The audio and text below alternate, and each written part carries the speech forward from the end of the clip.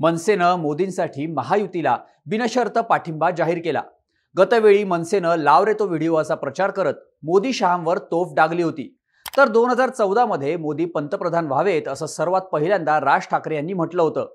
2019च्या लोकसभेत शिवसेना मोदींचे फोटो लावून मतदान मागत होती, तर मनसे मोदींच्या विरोधात होती। यावर्षी मनसे मोदींच्या समर्थनार्थ बिनशर्त आहे, तर शिवसेना मोदींच्या विरोधात काँग्रेस सोबत आहे। थोडक्यात भूमिका बदलल्याचे आरोप दोन्ही पक्षांवर होत आहेत। मनसेचे प्रवक्ते गजानन काळेंनी तर कधीच भूमिका न बदलल्याबद्दल आपला दुधानं अभिषेक करायचा आहे असं पत्रच उद्धव ठाकरेंना लिहिलंय। थोडक्यात दोन्ही ठाकरेंवर भूमिका बदलण्याचे आरोप होत आहेत। पण सर्वाधिक वेळा भूमिका बदलण्याची वेळ कोणत्या ठाकरेंवर आली? कोणत्या ठाकरेंनी सगळ्यात जास्त वेळा भूमिका बदलली? पाहूयात या व्हिडिओमधून। नमस्कार, मी शार्दूल आणि तुम्ही बघताय बोल भिडू। सुरुवात करूया ती उद्धव ठाकरेंपासून। बाळासाहेबांनी इतिहासात अनेकदा भूमिका बदलल्या होत्या। कधी काळी शिवसेना काँग्रेस सोबत होती, तर कधी मुस्लिम लीग सोबत युती देखील बाळासाहेबांच्या काळात मुंबई महापालिकेत झाली होती। मात्र उद्धव ठाकरेंच्या संदर्भातून आपण बोलत असल्यानं उद्धव ठाकरेंच्या हाती शिवसेनेची सूत्र आली, तिथून आपल्याला सुरुवात करावी लागेल। तर बाळासाहेबांचं निधन झालं ते 2012 साली। बाळासाहेबांच्या पश्चात उद्धव ठाकरे शिवसेनेचे सर्वेसर्वा झाले। लोकसभा निवडणुका शिवसेना भाजप युतीनं लढल्या। विधानसभेत देखील युतीची सत्ता येणार असं चित्र दिसू लागलं आणि ठाकरेंनी पहिल्यांदा युती तोडून आपली भूमिका बदलली। ते साल होतं 2014 आणि वेळ होती महाराष्ट्र विधानसभा निवडणुकीची। झालेलं असं की आदित्य ठाकरेंनी मिशन 150चा नारा दिला होता, तर मोदींच्या नेतृत्वाखाली भाजप देशातला सगळ्यात मोठा पक्ष झाला होता। 2009 साली युतीतून भाजपनं 119 तर सेनेनं 160 जागा लढवल्या होत्या। मोठ्या भावाच्या भूमिकेत गेल्यानं भाजपला जागा वाढवून हव्या होत्या, पण ठाकरे एकही जागा वाढवून देण्यास तयार नव्हते। भाजपनं अखेर 135 जागांचा प्रस्ताव सेनेसमोर ठेवला, पण या प्रस्तावाला देखील ठाकरेंनी नकार दिला। अखेर सेना 155, भाजप 125 आणि मित्र पक्षांना 8 जागांचा प्रस्ताव आला, ज्याला ठाकरेंनी नकार दिला आणि 25 वर्षांपासून असणारी युती पहिल्यांदा तुटली। शिवसेना 4 जागांवर अडून बसल्यानं युती तुटल्याचं विधान फडणवीसांनी केलं होतं। त्यानंतर 2014च्या विधानसभेसाठी सेना आणि भाजप स्वतंत्रपणे लढले। ठाकरेंची ही भूमिका बदलण्याची पहिलीच वेळ होती। त्यानंतरचा दुसरा अयशस्वी प्रयत्न झाला तो 25 सप्टेंबर 2014ला मनसेसोबत जाण्याचा। ज्या दिवशी युती तुटली त्या दिवशीच बाजीराव दांगट यांच्या मार्फत उद्धव ठाकरेंनी राज ठाकरेंना निरोप पाठवला। सेनेकडून अनिल देसाई तर मनसेकडून बाळा नांदगावकर आणि नितीन सरदेसाई यांनी बोलणी करण्याचं ठरवलं। राज यांनी एबी फॉर्म देखील थांबवले, पण ही टाळी काही वाजली नाही। राज ठाकरे उद्धव यांनी या चर्चेत आपणाला फसवलं असल्याचं सांगतात। शिवसेना दुरावल्यानं भाजप मनसेला जवळ करेल या भीतीतून टाळी वाजवण्याची खेळी उद्धव ठाकरेंनी केल्याचं सांगण्यात येतं। असो, तर हा अयशस्वी प्रयत्न असल्यानं ही भूमिका बदलली असं म्हणता येणार नाही। मात्र उद्धव यांनी खऱ्या अर्थानं दुसऱ्यांदा भूमिका बदलली ती 2014च्या विधानसभा निवडणुकांनंतर। निकाल लागला आणि 122 जागा जिंकून भाजप सगळ्यात मोठा पक्ष ठरला। राष्ट्रवादीनं वेळ न घालवता भाजपला बाहेरून पाठिंबा दिला आणि भाजपच्या नेत्यांनी मंत्रिपदाची शपथ घेतली। उद्धव ठाकरे त्यावेळी विरोधी पक्ष म्हणून राहिले। विरोधी पक्ष असताना शिवसेनेला दुसऱ्या क्रमांकाच्या 63 जागा मिळाल्या होत्या। 31 ऑक्टोबर रोजी फडणवीसांच्या शपथविधीवेळी देखील शिवसेनेनं बहिष्कार घातला, पण अमित शहांनी फोन केला आणि उद्धव ठाकरे शपथविधी सोहळ्याला उपस्थित राहिले। सेनेनं एकनाथ शिंदेंना विरोधी पक्षनेता केलं। सेना भाजपवर टीका करू लागलीच होती। सरकार सुरू झालंच होतं। तोच महिन्याभरात शिवसेनेनं भूमिका बदलली आणि ते भाजपसोबत सत्तेत सहभागी झाले। डिसेंबर 2014 मध्ये भाजपसोबत ठाकरे सत्तेत गेले। उद्धव ठाकरेंनी भूमिका बदलल्याची ही दुसरी वेळ होती।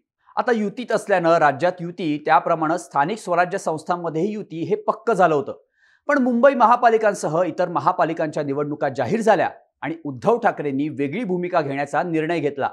मुंबई महापालिका ठाकरेंनी स्वबळावर लढण्याचा निर्णय घेतला आणि भूमिका बदलल्याची ही ठाकरेंची तिसरी वेळ म्हणून डिक्लेअर झाली। 2017च्या महापालिका निवडणुका ठाकरेंनी स्वबळावर लढवल्या, अर्थात त्या भाजप विरोधात लढवल्या गेल्या। या काळात सेना भाजपमधील संबंध ताणले गेले। खिशातले राजीनामे चर्चेत आले, पण ते कधीच बाहेर पडले नाहीत। महापालिकांच्या निवडणुका विरोधात लढूनही राज्यात सेना भाजप युती कायम राहिली। त्यामुळे एकीकडे विरोध तर दुसरीकडे सपोर्ट अशा कात्रीत सेनेची भूमिका होती। ही उद्धव ठाकरेंची भूमिका बदलण्याची तिसरी वेळ। त्यानंतर आल्या त्या 2019च्या विधानसभा निवडणुका।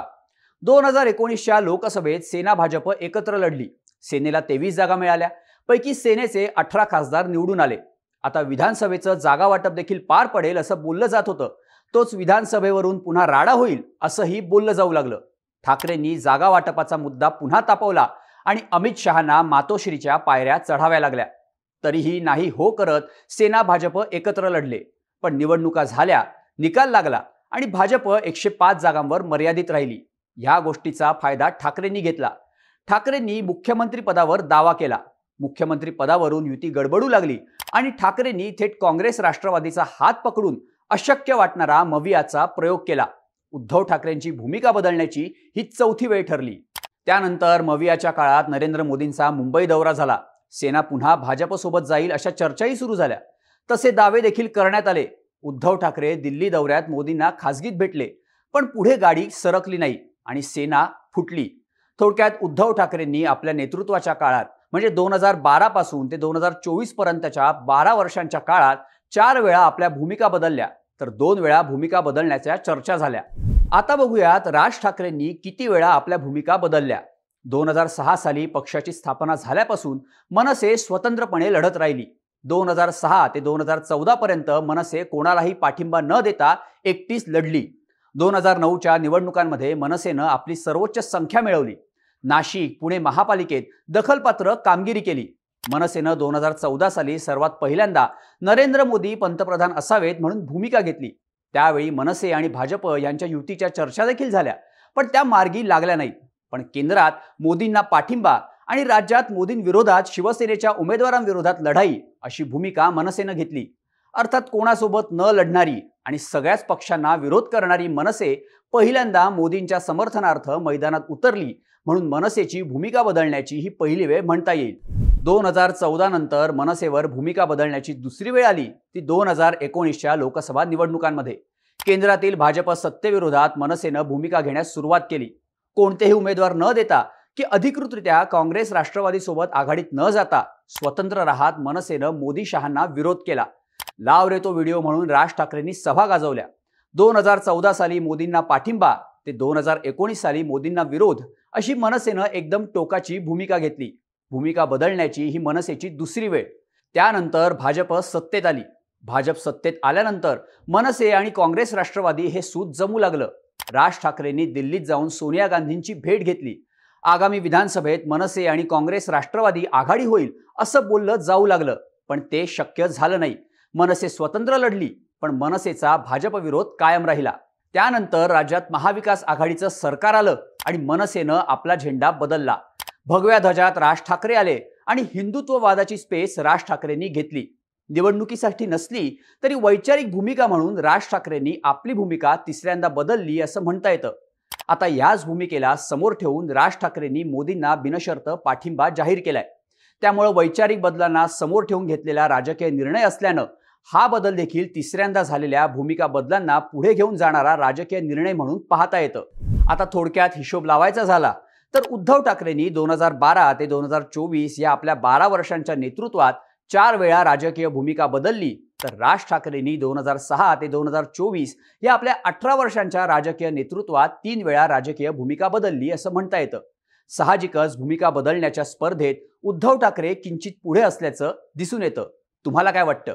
याबाबतची तुमची मतं आम्हाला कमेंट करून नक्की सांगा आणि अशाच माहितीपूर्ण व्हिडिओसाठी बोल्ड व्हिडिओच्या YouTube चॅनलला सबस्क्राईब करायला विसरू नका.